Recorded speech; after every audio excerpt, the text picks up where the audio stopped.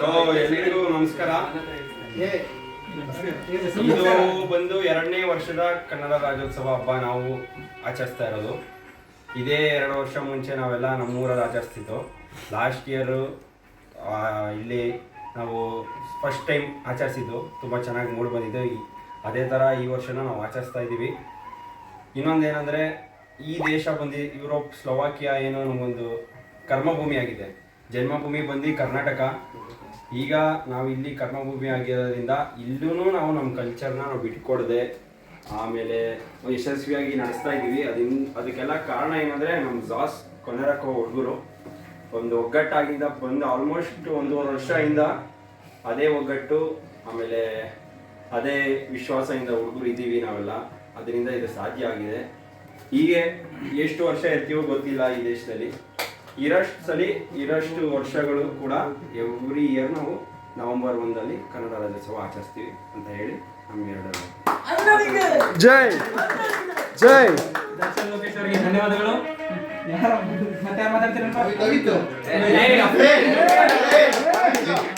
ಇವತ್ತಿನ ಸಮಾರಂಭದ ಇನ್ನೊಬ್ಬ ಅತಿಥಿಯಾಗಿರ್ತಕ್ಕಂಥ ಅಮಿತ್ ಅವರು ತಮ್ಮ 2 ಹಿತ ನುಡಿಗಳನ್ನು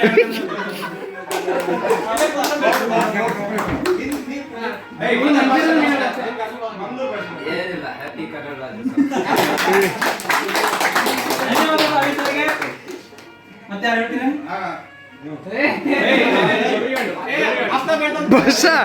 ಭಾಷಾ ಪ್ಲೀಸ್ ಭಾಷಾ.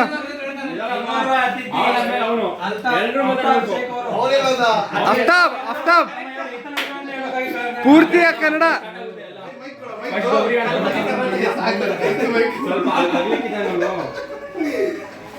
ಸೊ ಎಲ್ಲರಿಗೂ ನಮಸ್ಕಾರಗಳು. ಸೊ ಇವತ್ತು ನಮ್ಮದು ಸೆಕೆಂಡ್ ಟೈಮು ಕನ್ನಡ ರಾಜ್ಯೋತ್ಸವ ಆಚರಿಸ್ತಾ ಇದ್ದೀವಿ. ಸೊ ಎಲ್ಲರಿಗೆ ಹ್ಯಾಪಿ ಕನ್ನಡ ರಾಜ್ಯೋತ್ಸವ. ಅವರಿಗೆ ಧನ್ಯವಾದಗಳು.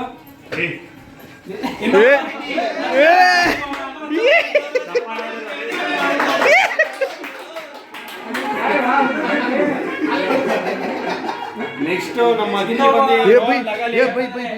ಬಂದು ಕನ್ನಡ ವ್ಲಾಗರ್ ಲೋಹನ್ ರಗಾಲಿ ಅವರು ಈ ಕಾರ್ಯಕ್ರಮದಲ್ಲಿ 2 ಮಾತು ಆಡ್ಬೇಕಂತ ವಿನಂತಿ. ಮೊದಲನೇದಾಗಿ ಕರ್ನಾಟಕ ರಾಜ್ಯೋತ್ಸವದ ಹಾರ್ದಿಕ ಶುಭಾಶಯಗಳು ಎಲ್ಲರಿಗೆ. ಇದು 2ನೇ ಸಾರಿ ನಾವೆಲ್ಲರೂ ಸೇರಿ ಕೂಡಿ ಮಾಡತ್ತಿದ್ದೆ. ಫ್ರಮ್ ದಿ ಬಿಗಿನಿಂಗ್ ನಾವು ಬಂದಿರೋದ್ರಿಂದ ಮತ್ತೆ ಇದುವರೆಗೂ ಎಲ್ಲರೂ ಸೇರಿ ಮಾಡತ್ತಿದ್ದೆ. ಭಾಳ ಖುಷಿ. ಆಮೇಲೆ ಪ್ರತಿ ಸತಿ ಲಾಸ್ಟ್ ಸತಿ ಯಾರ್ಯಾರು ಬಂದಿದ್ರಿ ಮತ್ತೆ ಅವ್ರೆಲ್ಲರೂ ಸೇರಿ ಬಂದಿದ್ದಕ್ಕೆ ಭಾಳ ಥ್ಯಾಂಕ್ಸ್. ಪ್ರತಿಯೊಬ್ಬರಿಗೂ ಧನ್ಯವಾದ. ಹಿಂಗ ಎಲ್ಲಿವರೆಗೂ ನಾವು ಜೊತೆಗಿರ್ತೀವಿ ಅಲ್ಲಿವರೆಗೂ ಪ್ರತಿಯೊಬ್ಬರಿಗೂ ಸಪೋರ್ಟ್ ಮಾಡ್ಕೊಂತ ಎಲ್ಲರೂ ಒಟ್ಟಾಗಿ ಜೊತೆಗಿದ್ಕೊಂಡ ಈ ತರ ಬಂದ್ರು ಎಲ್ಲಾನು ಒಟ್ಟಿಗೆ ಮಾಡ್ಕೊಂಡು ಹೋಗ ಅಂತ ಹೇಳ್ತೀನಿ.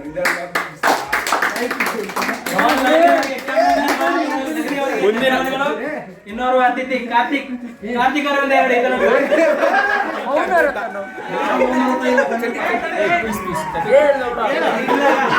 ನಾವು ಕರೀತಾ ಇರ್ತೀವಿ 2 ಮಂದಿ ಏನೋ ಇಂಟ್ರೆಸ್ಟಿಂಗ್ ಮಾಡತ್ತೀವಿ.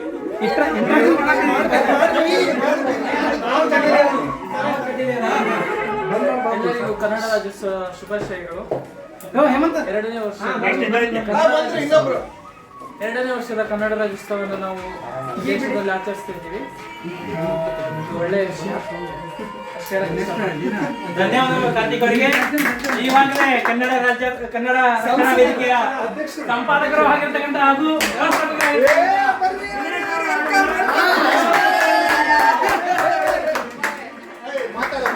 ದಿನೇಶ್ ಅವರು 2 ಮಾತಾಡೋಣ ವಿನಂತಿ.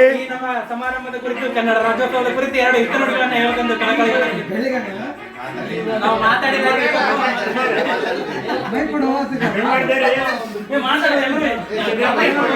ನೀನು 1 ಹಿತ ನುಡಿ ಯೋಚನೆ ಎಲ್ಲರೂ ಮಾತಾಡ್ತೀವಿ.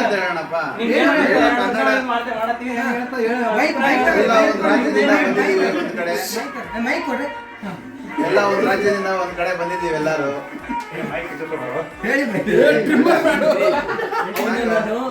ಎಲ್ಲ ಒಟ್ಟಿಗೆ ಇದ್ದೀವಿ. ಪ್ರತಿ ವರ್ಷ ಎಲ್ಲ ಆಚರಣೆ ಮಾಡ್ತಾ ಇದ್ದೀವಿ. ರೆಕಾರ್ಡ್ ಆಗ್ತದೆ, ಪಟ ಮಾತಾಡ್ಬೇಕು. ದಿನೇಶ್ ಅವರಿಗೆ ಧನ್ಯವಾದಗಳು. ದಿನೇಶ್ ಅವರಿಂದ ಮುಂದಿನ ಭಾಷಣಕಾರ ಅಲ್ಲಿಂದ ಅಫ್ರಾನ್ ಬತ್ರಿ ಅವರು. ನಮ್ಮ ಅಫ್ರಾನ್ ಬಸಾರಿ. ಓ ಜೈ ಏ ಬಾಸ್ ಅಫ್ರಾನ್ ಬಸಾರಿ. ಎಲ್ಲ ಕನ್ನಡಿಗರಿಗೂ ಕನ್ನಡ ರಾಜ್ಯೋತ್ಸವದ ಶುಭಾಶಯಗಳು.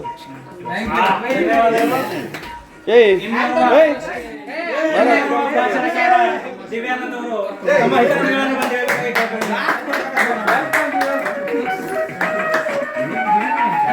ಎಲ್ಲರಿಗೂ happy ಕರ್ನಾಟಕ ರಾಜ್ಯೋತ್ಸವ.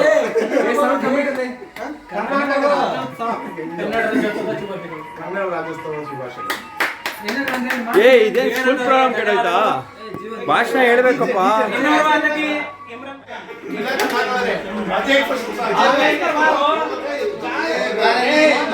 ರವಿವಾರ ರಚನೆ ನನಗೂ ಹೇಳು, 2 ವರ್ಷ ಹೆಂಗ ಏನು ಮಾಡ್ತೀನಿ, ಏನು ಅಭಿಪ್ರಾಯ ಹೇಳಿ ಹೇಳಿ ಗುರುಗಳೇ, ನಿಮ್ಮ ಒಂದು ತಿಂಗಳಿನ ಆದಾಯವೆಷ್ಟು ಅಂತ ಬಿಟ್ಟು ನೀವು ಹೇಳ್ಬೇಕಾಗಿ ನಾವು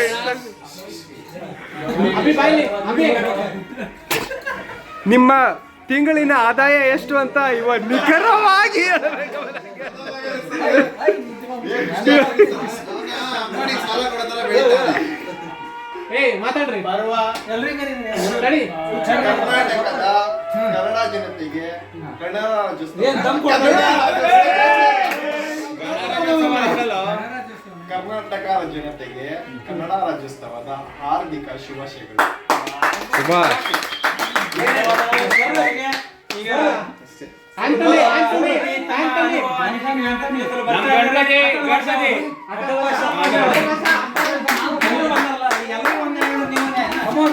Come on, Basha, come on. Come on, Basha, you can do it. You can do it.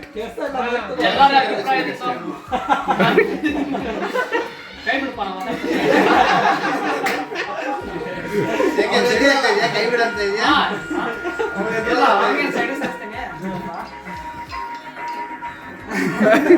Wish ಮಾಡಿ. ಅಭಿಪ್ರಾಯ ಅಂದ್ರೆ ಏನಿಲ್ಲ, ವರ್ಷ ಹೆಂಗ ವರ್ಷದಿಂದ ಅದೇ ರೀತಿ ಈ ವರ್ಷ ನಾವು ಆಚರಿಸ್ತಾ ಇದೀವಿ. ಎಲ್ಲರಿಗೂ ಕರ್ನಾಟಕ ರಾಜ್ಯೋತ್ಸವದ ಶುಭಾಶಯಗಳು. Nice. ನೆಕ್ಸ್ಟ್ ಗಣಪತಿ ಅವರಿಗೆ ಇವಾಗ ಮುಂದಿನ ಗಣಪತಿ ಭಾಷಣಕಾರ ಆಂಟೋನಿ.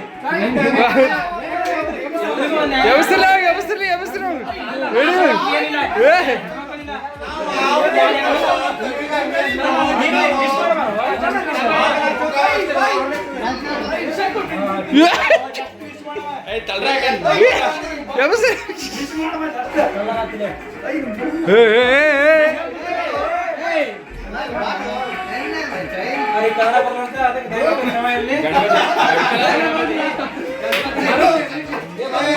ಗಣಪತಿ ಭಟ್ಕಳದ ಗಣಪತಿ ಮಂಗಳೂರಿನ ಭಟ್ಕಳದ ಗಣಪತಿ ಅವರು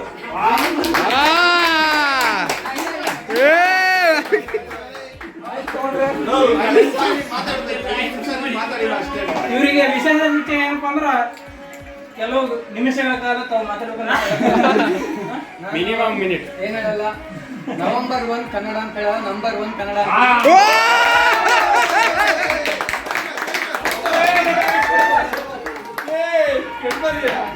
ಚಿಕ್ಕದಾಗಿ ಮಾತಾಡಿದ್ರು ಏನ್ ಮಾತಾಡ್ತಾರ ಮಾತಾಡೋದು. ಇವಾಗ ನನಗೆ ಧನ್ಯವಾದಗಳು. ಇನ್ನೊಬ್ಬ ಅತಿಥಿ ದರ್ಶನದಲ್ಲಿ ಕರ್ನಾಟಕ ಕಾಶ್ಮೀರ 2 ವರ್ಷದ 2 ಕನ್ನಡ ರಾಜ್ಯೋತ್ಸವದ ಅನಿಸಿಕೆಗಳನ್ನು ವ್ಯಕ್ತಪಡಿಸಲು ಬರ್ತಾ ಇದ್ದಾರೆ ದರ್ಶನ್ ದೊಂಡಿಬಾಬು.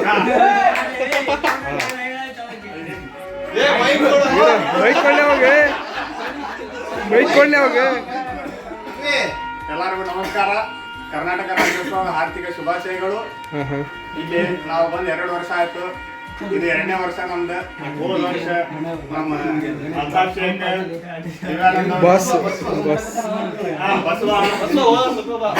ಶಿವಾನಂದ ಎಲ್ಲರೂ ತಿಂದಿದ್ವಿ. ಇವತ್ತು ಮಾಡ್ಯಾರ, ಅದಕ್ಕೆ ಬಂದೀವಿ.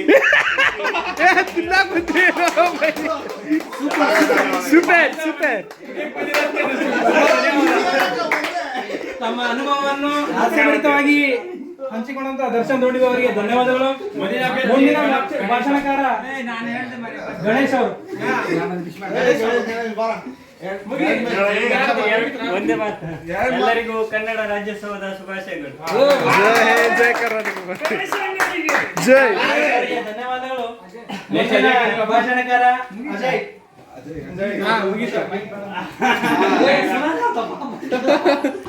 ಚಡ್ಡಿಯನ್ನು ವಿನಂತಿ. ಕನ್ನಡ ರಾಜ್ಯೋತ್ಸವ ಕೊನೆಯ ಭಾಷಣ ಬಂದು ಕನ್ನಡ ಅಧ್ಯಕ್ಷರಾದ ಶೇಕ್ಷವಲ್ಲಿ ಅವರು. ಆಯ್ತಲ್ಲ ಹೇಳ ನೀನೇ ಹೇಳ್ತೀನಿ ಅಂತ ಹೇಳಿ ಎಲ್ಲ ರೀತಿ ಜಾಸ್ತಿ ಕನ್ನಡದ ಕುಲಿರತ್ನ, ಕರ್ನಾಟಕದ ಹುಲಿಮರಿ,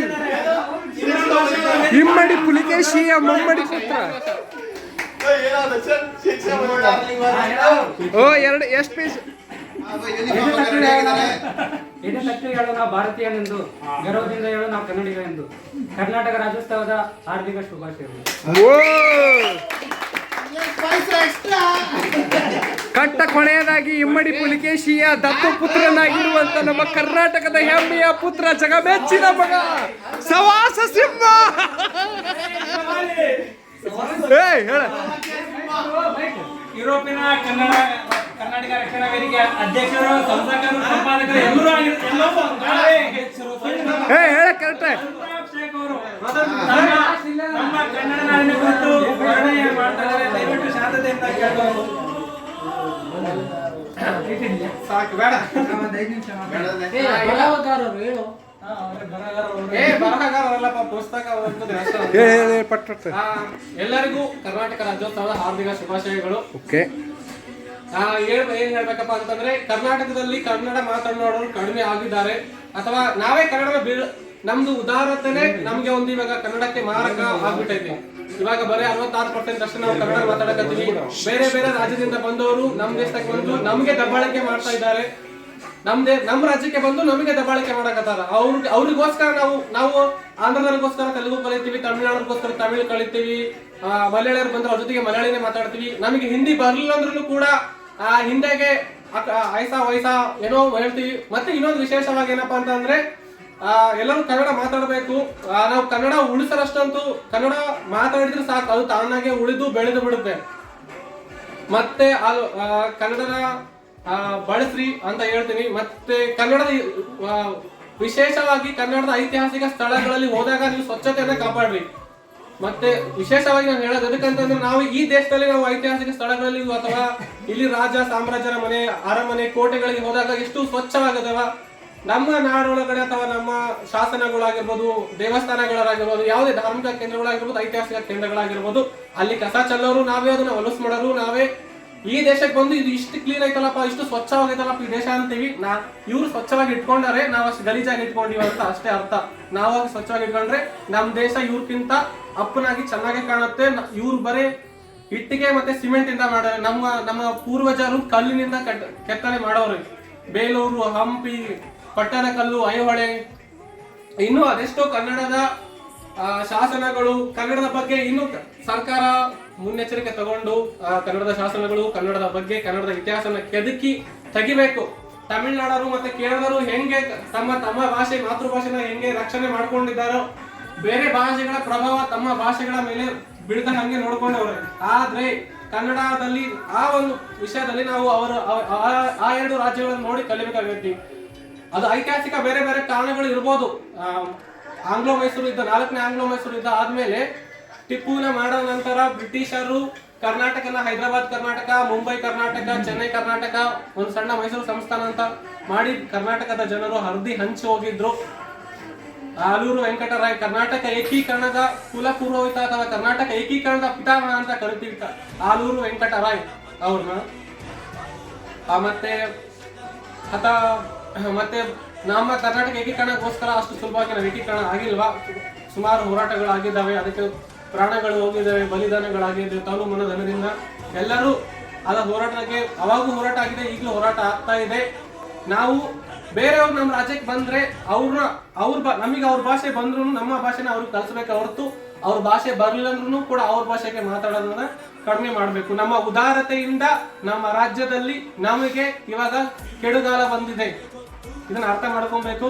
ಮತ್ತೆ ಇನ್ನೊಂದು ಮಾತು ಏನಪ್ಪಾ ಅಂತಂದ್ರೆ ಕರ್ನಾಟಕದಲ್ಲಿ ಯಾವ್ದೇ ಜಾತಿ ಧರ್ಮ ಯಾವ್ದೇ ಇರ್ಬೋದು, ನಾವು ನಮ್ಮ ರಾಜ್ಯಗಳನ್ನ ಭಾಷಾ ಆಧಾರಗಳ ಮೇಲೆ ರಾಜ್ಯಗಳನ್ನ ಮಾಡಿರೋ ಹೊರತು ಧರ್ಮ ಆಧಾರಿತಗಳ ಮೇಲೆ ಮಾಡಿಲ್ಲ.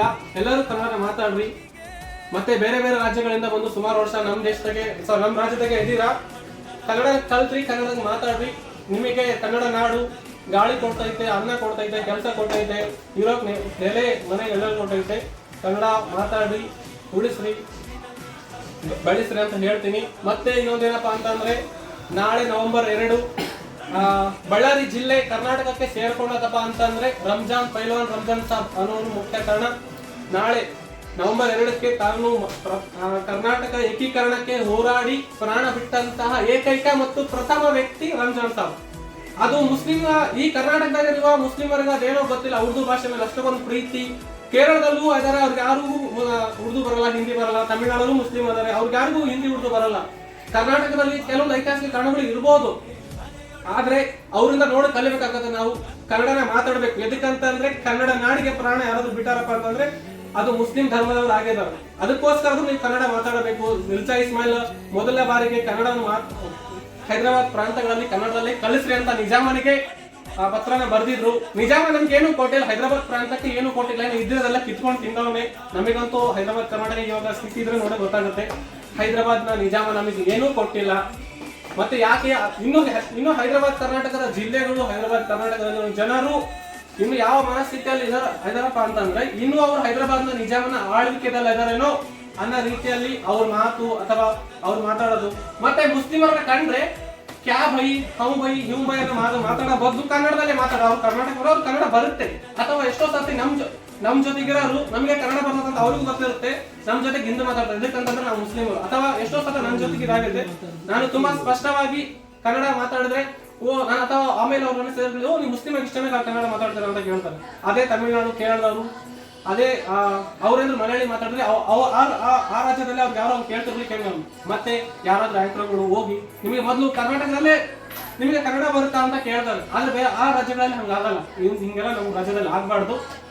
ಕರ್ನಾಟಕದ ಕನ್ನಡ ಭಾಷೆಗಾಗಿ ಎಲ್ಲರೂ ಒಗ್ಗೂಡಿ ನಾವು ಕನ್ನಡನ ಬೆಳೆಸಬೇಕು, ಮಾತಾಡಬೇಕು, ಬಳಸಬೇಕು ಅಂತ ಹೇಳಿ ಎಲ್ಲರಿಗೂ 3 ಪಾಯಿಂಟ್ ಹಾಕೊಂಡು 2 ಕೊಡ್ತೀನಿ.